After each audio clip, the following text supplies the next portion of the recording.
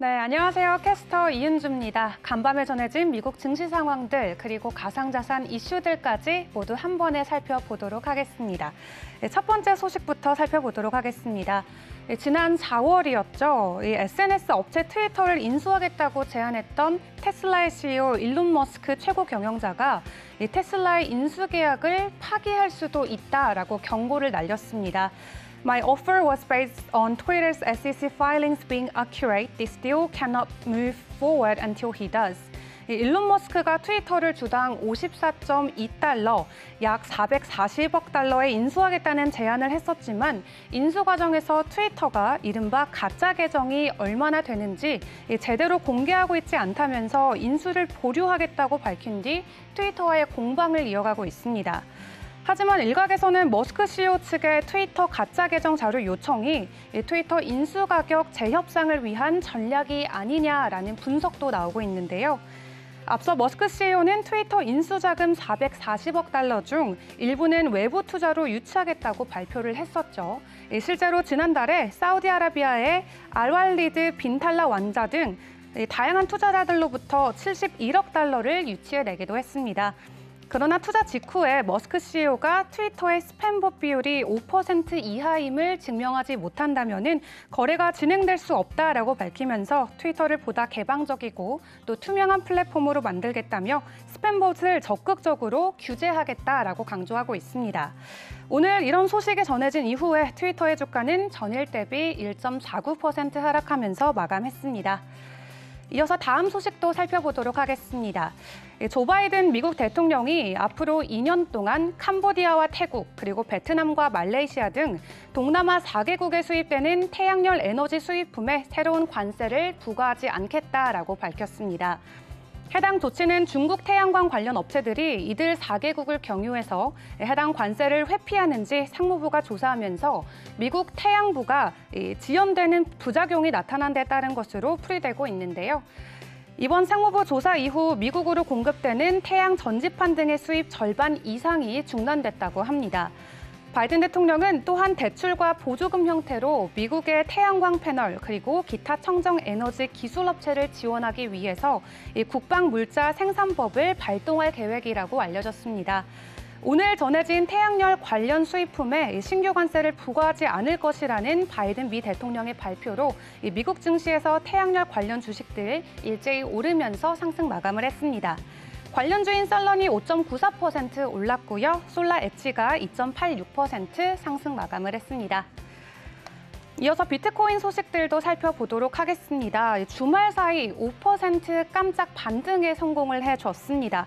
지난주까지 무려 9주 동안 연속 음봉으로 주봉 캔들이 마감이 됐었죠. 하지만 드디어 오늘 다시 양봉으로 마감되면서 2달 만에 상승 마감에 성공해줬습니다. 하지만 추세가 다시 상승으로 완전히 돌아섰다라고 풀이하기에는 강력한 상승 신호의 모멘텀이 부족하다라는 게 이 업계 관계자들의 전망입니다. 암호화폐 전문 매체인 코인데스크는 비트코인이 27,000달러에서 30,000달러 사이에서 지지를 받고 또 33,000에서 35,000달러 사이의 저항을 받게 될 것으로 보고 있는데요. 현재 비트코인은 전일 대비 4.69% 상승하면서 31,000달러 선에 거래되고 있습니다. 또 비트코인이 최근 보여준 약세장과 관련해서는 이미 연준의 인플레이션 억제를 위해서 양적 긴축이 큰 영향을 줬다라는 업계 분석이 지배적입니다. 실제로 해당 내용을 뒷받침해줄 리서치 결과도 나왔는데요. Tech stocks and crypto are most exposed to QT according to 47% of respondents. 블룸버그 통신이 최근 진행한 설문조사 결과를 인용하면요. 연준의 양적 긴축은 투기적 성향을 가진 대표적 위험자산, 기술주와 암호화폐에 가장 뚜렷한 타격이 있을 전망이라고 보도하기도 했습니다. 그러면서 블룸버그는 기술주와 암호화폐는 코로나19 팬데믹 기간 동안 강세장을 보여줬지만 이제는 초저금리 시대가 끝났고 양적 긴축의 시대에서는 위험 자산의 대표격인 기술주와 암호화폐가 가장 위험할 수밖에 없다라고 이야기를 전했는데요. 연준이 이번 달부터 8월까지 매달 최대 147억 달러씩 축소를 하고 9월부터 12월까지는 월 최대 950억 달러씩 자산을 줄여나갈 예정이죠. 인플레이션이 좀처럼 냉각될 기미를 보이지 않고 있는 만큼 연준이 올해 긴축적 통화 정책을 유지할 가능성이 높다면서 이번 달 비트코인의 약세장은 계속해서 유지가 되고 오히려 심화되지는 않을까라는 업계 분석가들이 있습니다. 또 위축되는 암호화폐 시장에서는 현재 거래 규모뿐만 아니라 NFT 그리고 디파이 부분과 관련해서도 크게 몸짓이 줄여가고 있습니다. 가상자산 가격 하락과 테러 사태 등으로 투자 심리가 위축될 가운데 이어서 여러 규제로 인해 블록체인 서비스의 접근성이 어려워진 탓도 있는데요. 이렇게 메말라가는 가상자산 시장에 단비 같은 소식도 전해졌습니다. 미 의회 내 대표적인 암호화폐 지지론자로 잘 알려진 분이죠. 신샤 루미스 미 상원 의원이 내일 첫 암호화폐와 관련된 친암호화폐 법안 초안을 공개한다고 합니다. 법안에는 디지털 자산에 대한 분류와 정의, 그리고 암호화폐 규제 구성과 방식 등 굉장히 포괄적인 내용이 모두 담길 예정인데요. 앞서 신시아 루미스 의원은 자신의 트위터를 통해서 A proposal to fully integrate digital assets into our financial system.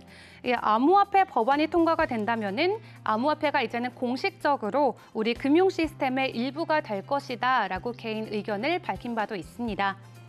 앞서 공개된 법안 초안 내용 일부에 따르면요, 이 일부 예외 사항을 제외하고는 암호화폐 업계 전반에 대한 독점적 권할권을 이제는 SEC가 아닌 이 CFTC가 갖게 될 예정이라고 합니다. 또한 증권거래법에 보조자산이라는 용어를 추가했는데요. 여기에는 분산 원장 기술 또는 분산 자율조직 운영에 쓰이는 디지털 자산이 포함된다고 합니다. 이번 친암호화폐 법안과 관련해서 가장 많은 관심을 받고 있는 부분이 바로 이 토큰을 증권으로 규정하는 기준입니다. 비트코인이 증권이 아니라면 어디까지가 증권인가라는 질문에 이 명쾌한 답을 현재 내놓지 못하고 있는 부분이죠. 이 부분도 앞으로 어떻게 정의가 내려질지 지켜봐야 될 것 같습니다.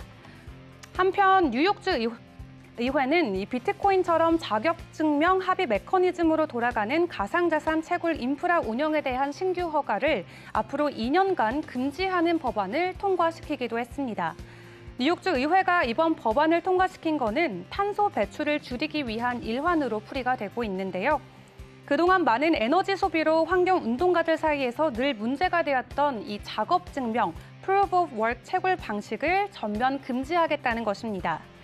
캐시 호출 뉴욕 주지사가 서명할 경우에 이 뉴욕은 미국에서 처음으로 비트코인 채굴 인프라 운영을 금지하는 주가 됩니다.